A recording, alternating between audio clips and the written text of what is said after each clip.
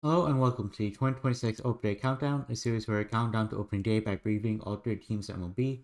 Yesterday we spoke about the Philadelphia Phillies, and today we talk about the Milwaukee Brewers.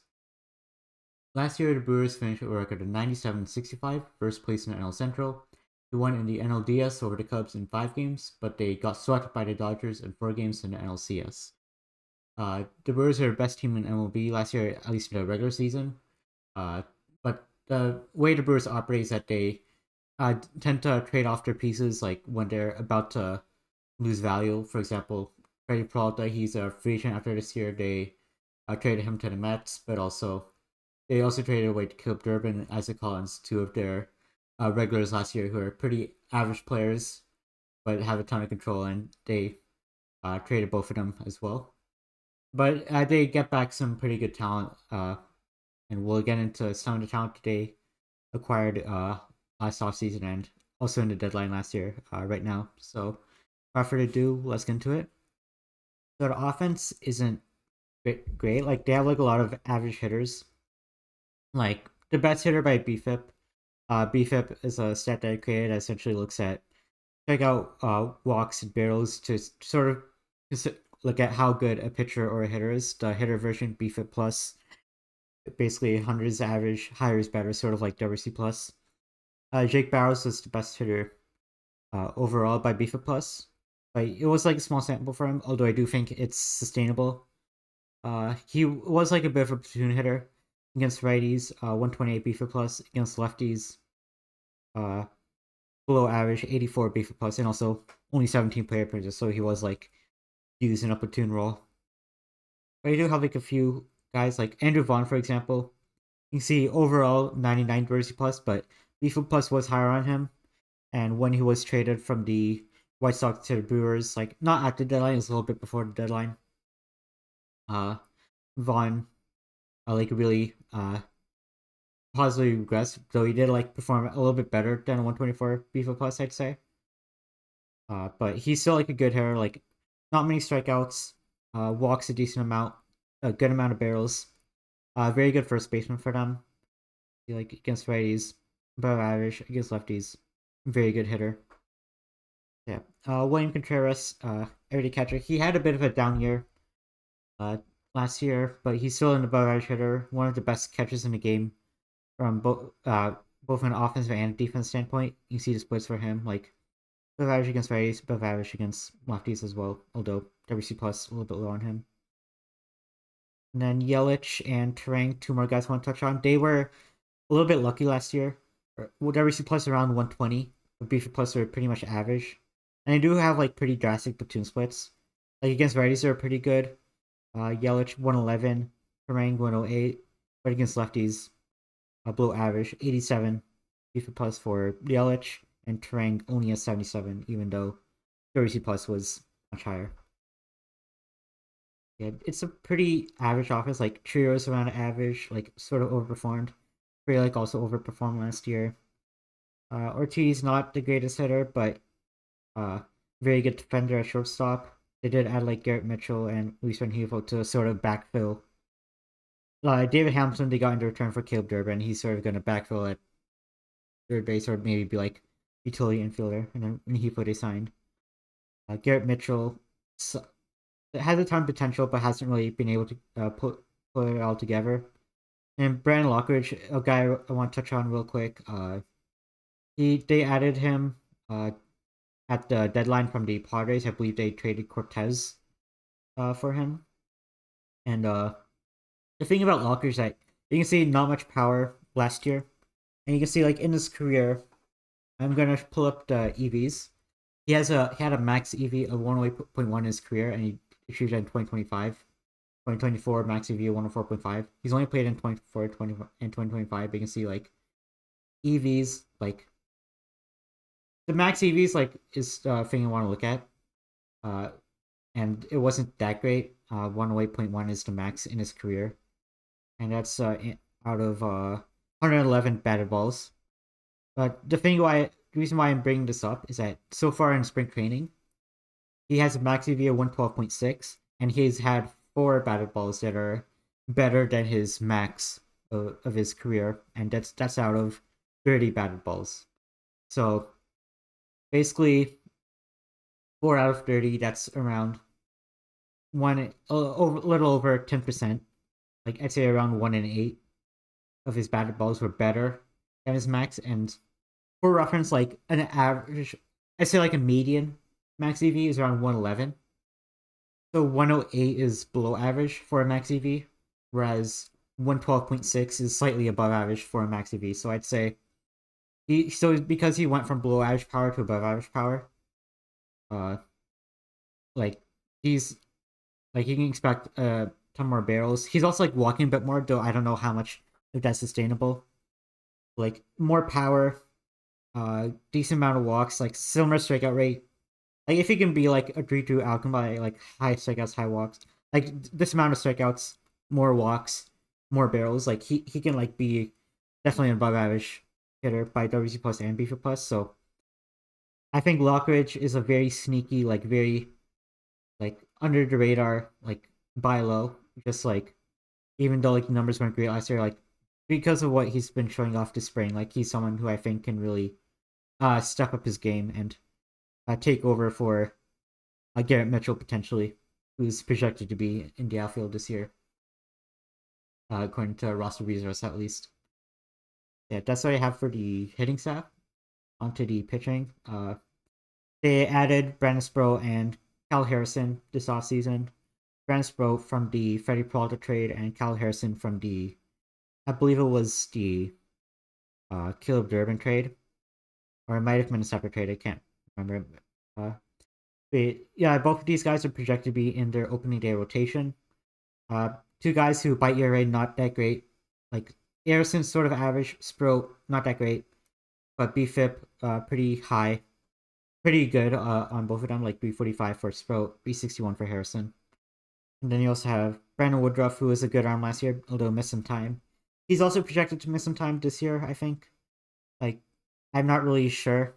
Like, his velo is a little bit down this spring, so I'm a little bit concerned about him. But he's still like a pretty solid arm, like 320 ERA last year, 252 BFIP. Logan Henson, I really wanted him to be in a big league rotation. As you can see, these numbers are very good. It was a small sample, but like at AAA, the numbers are also very good.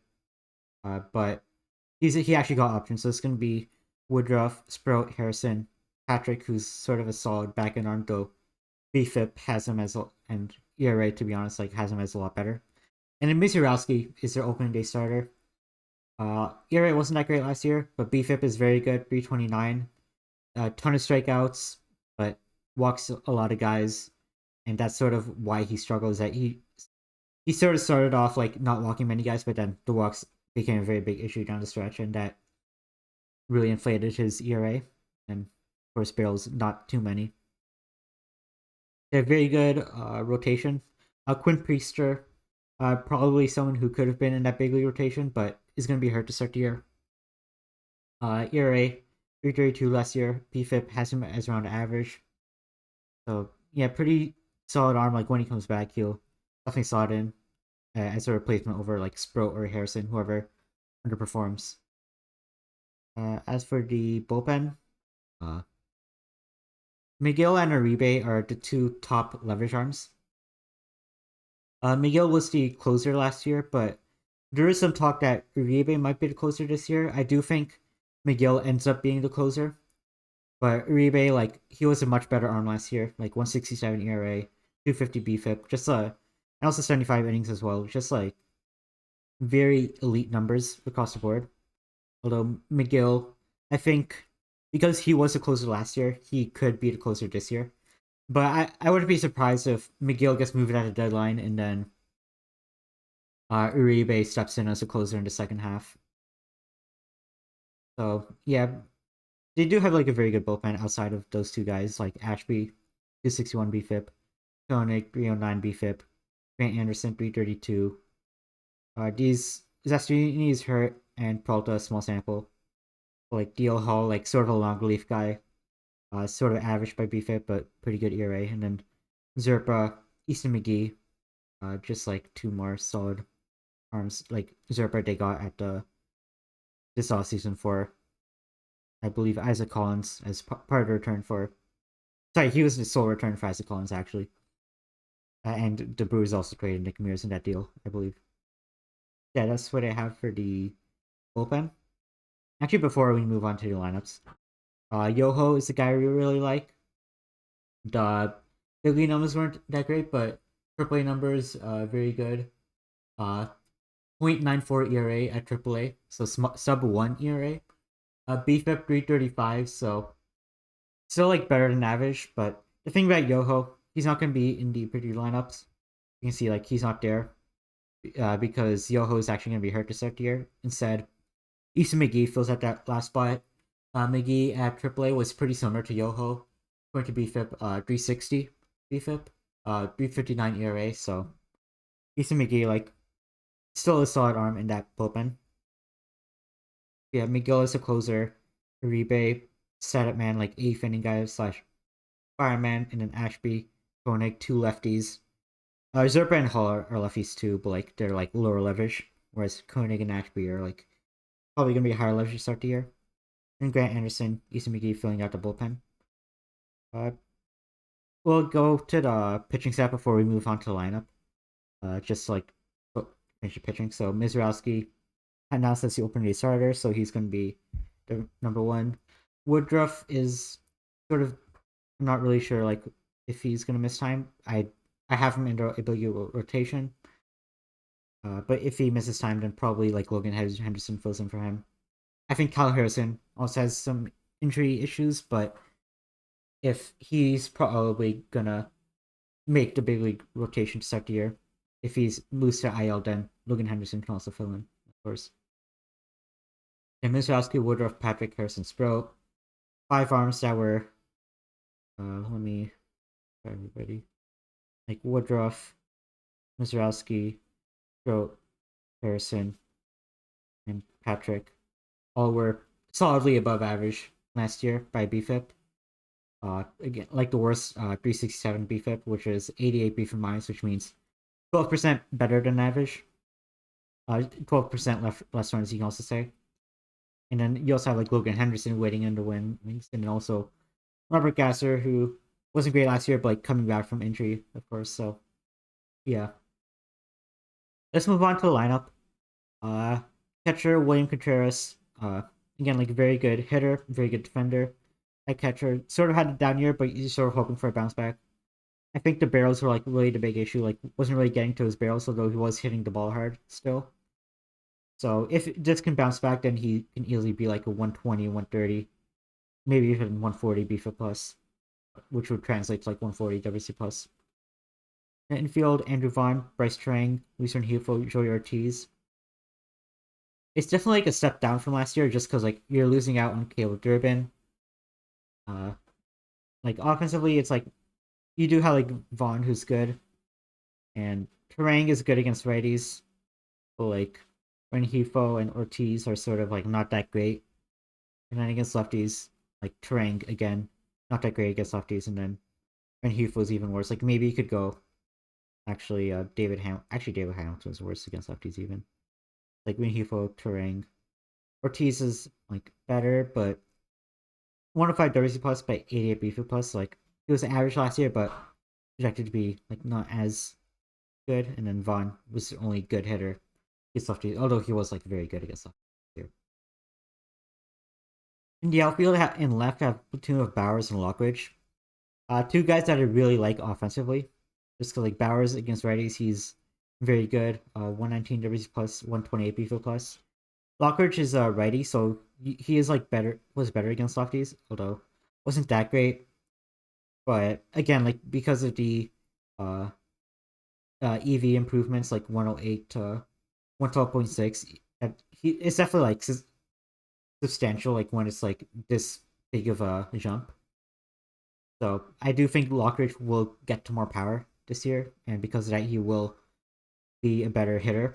How much better, I don't know. So that's why I sort of have him on the short side of platoon, but I wouldn't be surprised if by the end of the year, Lockridge is like an everyday guy in left, especially because Bowers isn't the best defensively. In center field, trio every day. Right field, feel like every day. Two very good defenders out there. Trio and Frelick. You can see like offensively, like they were above average last year by WC plus, but below average by BFA plus. So some decline is sort of expected out of them, and because of that, I'm not like the highest on them.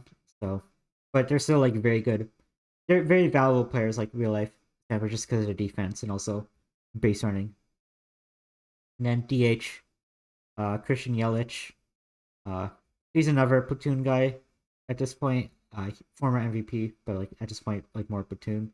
138 WC plus last year, right against lefties. It was only an 87. But you look at the BFA plus, 87 BFA plus against lefties, 111 BFA plus against righties. So I'm like another guy who like sort of overperformed overall. You see like 121 versus 102. Like I'm not really too crazy about him. I think I wouldn't be surprised by an year Yelich is like a strong side platoon DH. Maybe like he replaces Bowers at outfield, but he played a ton of DH last year. It's like almost exclusively DH. So he's probably gonna be DH mostly, and then maybe it's like if Garrett Mitchell pans out, then maybe it's like Mitchell in left, and then Lockridge is like short side platoon DH, or I'm not really sure. Yeah, that's what I have for the predicted lineups. Onto the projections. They do have some guys like project for a good amount of wins, like Contreras, like down year, so a little bit less, but still 4 wins is a lot. Yelich around 4 wins because that's what we put up the past 2 years. For like 3.5 wins. Trio 3.5 wins. Terang 3 wins. Woodruff 2.5 wins. A lot of guys like projected for around a good amount of guys for like 1 to 2 wins, and also just isn't counting like Cal Harrison or Brandon Sproul, who if they spend a whole year in the majors, then they'll probably be around like 1 to 2 wins as well, and that like bumps up their projection. But the win projection for the Brewers is only 83 and 79, a big step down from last year. And if you look at like playoff wise, they're just outside the playoffs. Like Padres succeed 87 wins, so basically 4 wins off. They can definitely like, get to 87 pretty easily. But I do think that because of the way the Brewers operate, like I think there's a chance that they do gain some wins, but they also lose some wins. Like for example, Woodruff, he's a free agent after this year. Like maybe they trade him at the deadline, and because of that, they only get like 1 win out of him. Like William Contreras is a free agent after, like he has a team option next year, but like because of the way his service time is like works, it's like he'll only have like 5 years service time, so like, he'll still be under arbitration even if the option is declined. So like he's still under control for 2027, but Brewers may deal him at the deadline maybe. Again, like Trevor McGill, like he's a closer, they're closer, but they do have Admiral Uribe who's more valuable. So definitely like Uribe could be the closer by the All-Star break, and then like McGill gets traded at the deadline, or like I guess like more likely like McGill is closer, like sort of like similar to a Hater situation where you have your closer, you trade him at the deadline and promote someone else internally as your new closer. So because of that, like because they have like guys they could trade at the deadline, and probably will, like they can like lose some wins, but they can gain some wins. Like there's a good amount of variance. And they did remember they'd also lose like Caleb Durbin, Isaac Collins, Freddie Peralta from last year, who are like impact names. And although the guys that are getting back are going to give some value, it's probably not going to be as much value as the guys that they traded away for this year. So because of that, definitely a bit of a step down. Probably not going to be the best team in MLB in the regular season this year, but still a good team. Like probably about 500, but and like competing for a. They did have to also have a chance for the division. Like you never know with the Brewers, but I do think they probably are on the bubble. Like probably wildcard team, or like maybe even miss the playoffs entirely. So that's what I have for the Brewers. Thank you for watching. Thank you for watching this entire series. Actually, it's been a ton of work, ton of hours put into it. I hope you enjoyed all the videos. Thank you for watching, and goodbye.